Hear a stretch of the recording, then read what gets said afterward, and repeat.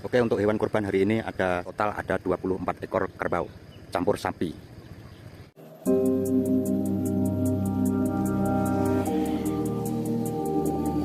Ibadallah, ittaqullaha haqqa tuqatih wa la tamutunna illa wa antum muslimun.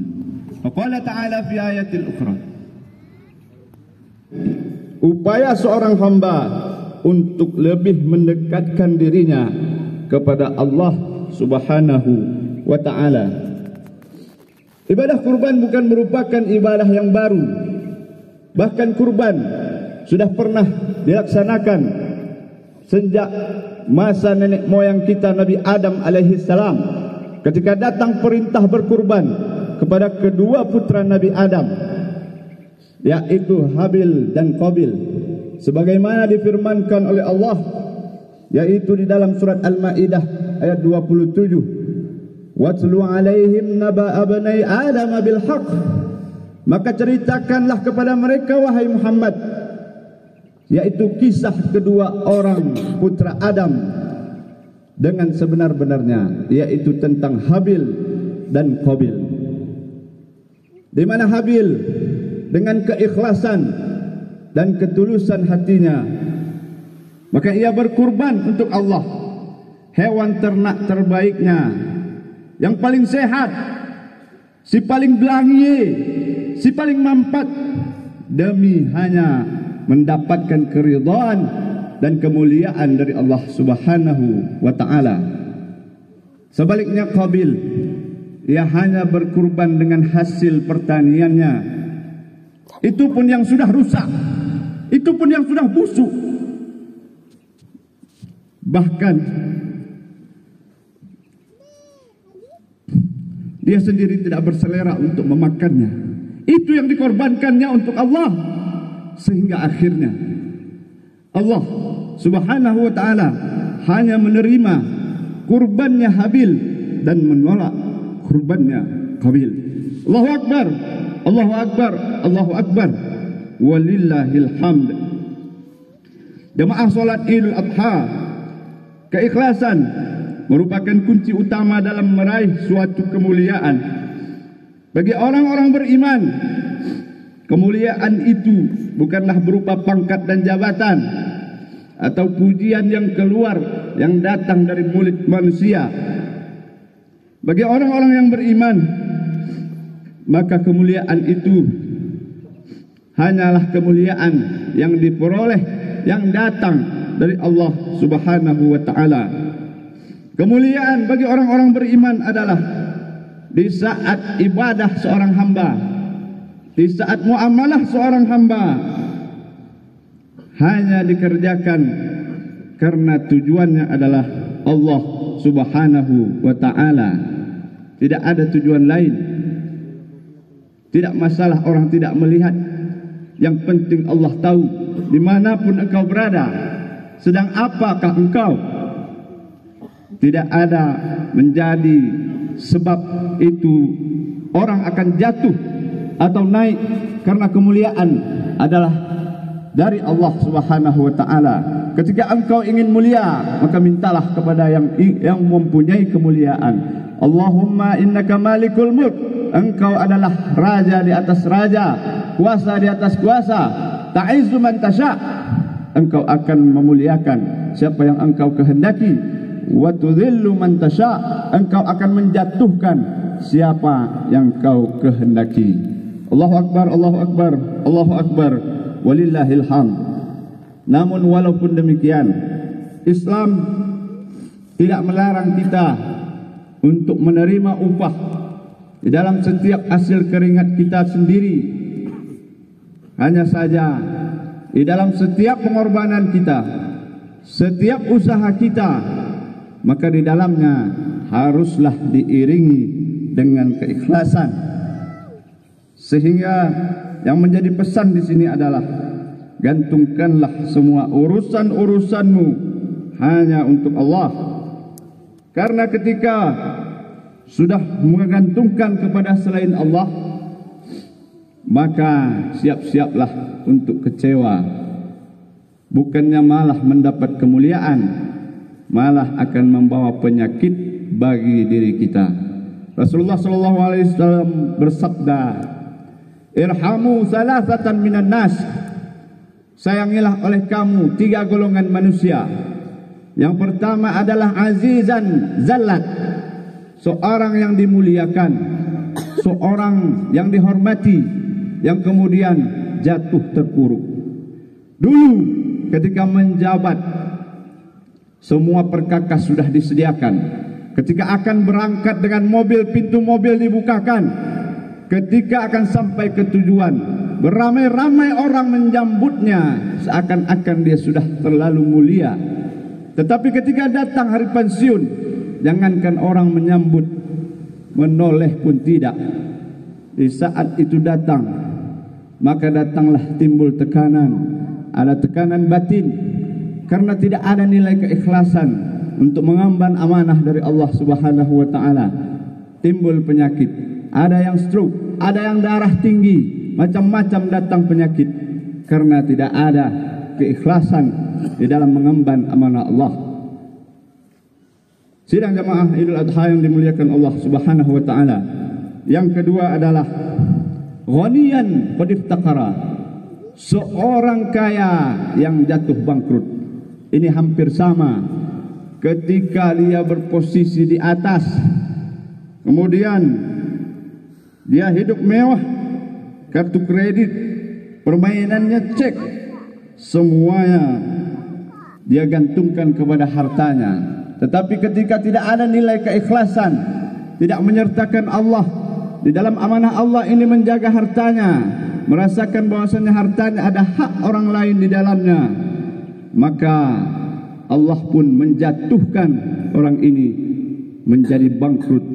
Ketika datang cobaan tanpa adanya nilai keikhlasan, maka akan ada orang yang bunuh diri dan ada juga yang menggantung diri atau stres karena yang dia lakukan bukan tujuan Allah, tapi harta dan kekayaan. Yang ketiga adalah, kata Nabi, sayangilah oleh kamu. Yang ketiga adalah faqihan yal'abu bihil juhal, seorang faqih, seorang ahli syariat, ia mengerti syariat, akan tetapi dipermainkan dengan orang-orang yang bodoh, yang kebetulan mereka mempunyai uang dan kekuasaan. Dia mengerti syariat, tetapi dipermainkan oleh orang bodoh yang kebetulan mempunyai uang dan kekuasaan. Maka dijatuhkan oleh Allah kemuliaannya sejatuh-jatuhnya, karena tidak ada nilai keikhlasan bagi seorang faqih dalam meraih kemuliaan yang hakiki. Jamaah salat Idul Adha yang dimuliakan Allah Subhanahu wa taala, perayaan Idul Adha tidaklah terlepas dari perjalanan panjang sejarah Nabi Ibrahim alaihi salam, di mana kemuliaan yang dicapai harus ditebus dengan kemuliaan, dengan pengorbanan dan keikhlasan. Nabi satu-satunya yang namanya digandengkan dengan nama baginda Nabi Muhammad sallallahu alaihi wasallam di dalam salat kita. Allahumma salli ala Muhammad wa ala ali Muhammad kama sallaita ala Ibrahim wa ala ali Ibrahim. Kaum muslimin, jamaah salat Idul Adha yang dimuliakan Allah Subhanahu wa taala. Mengapa mesti Ibrahim? Mengapa bukan Musa? Mengapa bukan Isa? Karena ujian yang didapatkan oleh Nabi Ibrahim adalah ujian yang sempurna dari Allah Subhanahu wa taala. Pada kali pertama ia dicoba dengan ayah kandungnya sendiri yang bernama Azar. Ujian yang berat. Azar bukan hanya penyembah berhala, tapi ia juga sebagai pembuat berhala. Ketika pada suatu masa Ibrahim membujuk ayahnya, hal ini diceritakan di dalam Al-Quran. Idh qala li abih, ketika Ibrahim berkata kepada Azar, ya abati, wahai ayahku, lima ta'budu ma la yasma', mengapa engkau menyembah apa yang tidak mendengar, wala yubsir, dan tidak melihat, wala yughni anka syai'a, dan tidak dapat menolong bagimu apapun. Ya abati, wahai ayahku, inni akhafu, aku khawatir, inni akhafu ayyamassaka azabun minar rahman, aku takut engkau nanti akan diazab oleh Tuhanku yang Maha Pengasih. Fatakui, teman-teman bagi syaitan. Mendengar itu Azar pun marah dengan semarah-marahnya dan berkata kepada Ibrahim, Araghibun anta an alihati ya Ibrahim, bencikah engkau kepada Tuhan-Tuhanku ini wahai Ibrahim? La illam tantahi la arjumannak, kalau kau tidak berhenti mendakwahiku, ku lempar kau dengan batu sampai mati. Wahjurni maliya, pergi kau jauh dalam waktu yang lama. Ibrahim pun diusir oleh ayahnya Azar, akan tetapi sebagai anak yang memarahinya adalah ayahnya, ayah kandungnya yang membesarkan dia, yang pergi pagi pulang petang, banting tulang hanya demi membesarkan Ibrahim.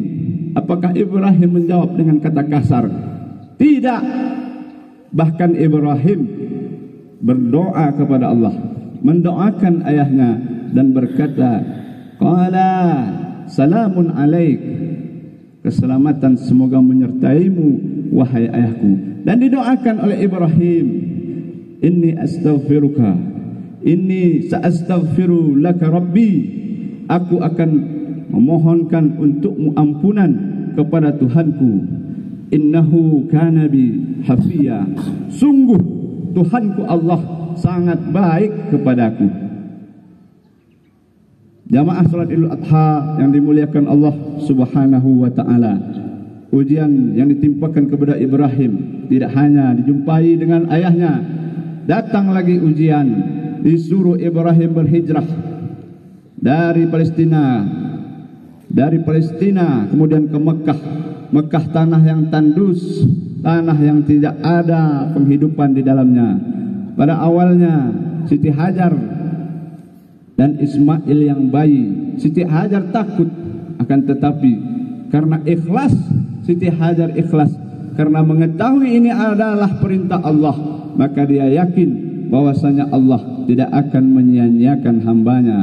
Rabbana inni askantu min dzurriyyati biwadin ghairi dzi zar'in inda baitikal muharram. Jamaah salat Idul Adha, kemudian tidak hanya sampai di situ, Ibrahim dijumpai lagi dihadapkan dengan raja yang zalim yang bernama Namrud, sampai harus dibakar hidup-hidup, tetapi dia tetap ikhlas. Ibrahim tidak mengeluh, dia tetap berserah diri kepada Allah karena tujuan satu-satunya adalah Allah. Sehingga pada saat ia dibakar, Allah menyelamatkannya. Qulna ya naru kuni bardan wa salaman ala Ibrahim. Allahu akbar, Allahu akbar, Allahu akbar, walillahil hamd.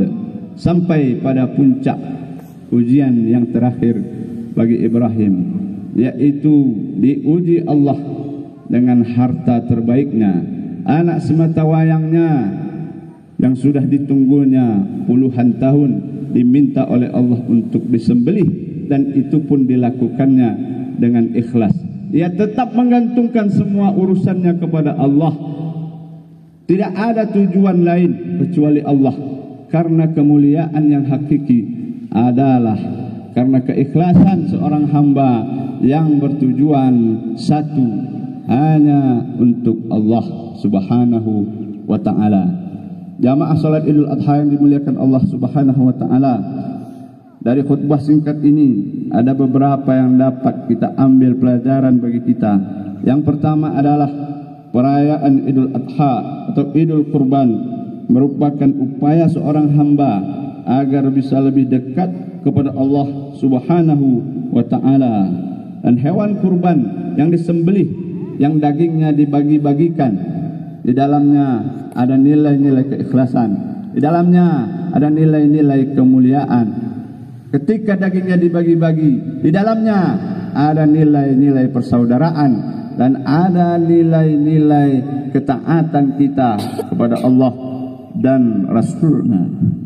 Jamaah Idul Adha yang kedua, ikhlas. Ikhlas merupakan amal yang gampang untuk diucapkan tetapi sulit untuk dikerjakan. Semua kita yang hadir di sini sudah barang tentu seorang anak, karena kita harus tahu bahwasanya seorang anak yang sampai hari ini sudah besar itu adalah hasil keikhlasan dari orang tua kita sendiri. Sebagaimana sikap Ibrahim kepada Azar, karena itu ayahnya, maka tetap ia muliakan. Walaupun berbeda keyakinan, walaupun berbeda pendapat, tetapi Ibrahim tetap hormat. Karena ini sesuai dengan perintah Allah. Wa qadara rabbuka alla ta'budu illa iyyah. Dan Allah memerintahkan kita untuk beribadah tidak selain kepada Allah. Setelah Allah menyuruh kita beribadah kepada Allah, wabil walidaini ihsana, begitu tingginya peran orang tua di mata Allah Subhanahu wa taala. Kalau engkau ingin dimuliakan Allah, maka muliakanlah orang tuamu. Kalau ingin mendapatkan berkah, ambillah berkah itu melalui orang tuamu. Yang hari ini masih ada orang tuanya di rumah, maka kunjungi dia, lihat keadaannya, tanyakan kabarnya. Mungkin yang masih jauh, teleponkan dia, karena untuk mendengar anaknya sehat pun ia sudah senang. Dia tidak butuh dengan rumahmu yang mewah, karena untuk menaiki anak tangga pun ia sudah letih. Seorang ibu 9 bulan kita menumpang di perutnya, melahirkan kita meregang nyawa. Adakah dia meminta imbalan? Tidak. Setelah lahir, berapa kali kita masuk ke dalam lumpur, kemudian pulang, dia bersihkan lagi. Masuk ke lumpur, dibersihkan lagi. Adakah ia menghitung-hitung jasanya? Tidak. Maka kejarlah. Kalaulah setiap kita mengetahui bahwasanya orang tua merupakan pintu surga, maka semua kita akan berebut untuk merawatnya. Begitulah bagaimana Allah Subhanahu wa taala mengatakan wabil walidaini ihsana imma yablughanna indakal kibra ahaduhuma aw kilahuma wala taqul lahumā uff. Jangan kau berkata-kata kasar, ikhlaskanlah tenagamu untuknya, untuk meraih kemuliaan Allah. Ikhlaskanlah waktumu untuknya. Tapi bagi yang tidak ada lagi orang tua hari ini, jangan bersedih, karena masih ada pintu untuk menerangi kubur-kubur mereka. Dan kata Allah, wa qur rabbirhamhuma kama rabbayani saghira. Jamaah Idul Adha yang dimuliakan Allah Subhanahu wa ta'ala, mudah-mudahan apa yang disampaikan khatib ini di dalamnya terdapat manfaat bagi kita semua, dan mudah-mudahan ibadah kita diterima oleh Allah Subhanahu wa ta'ala.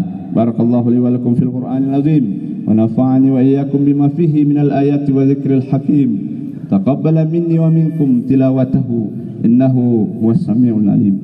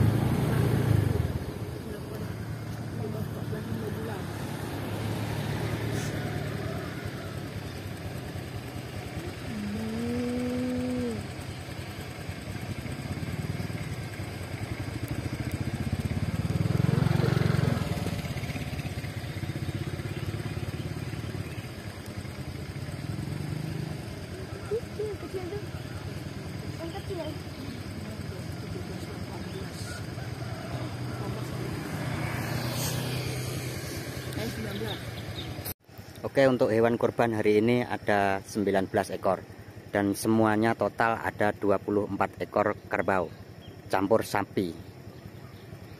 Ini daerah Takengon, wilayah selatan, wilayah Hakim Bale Bujang.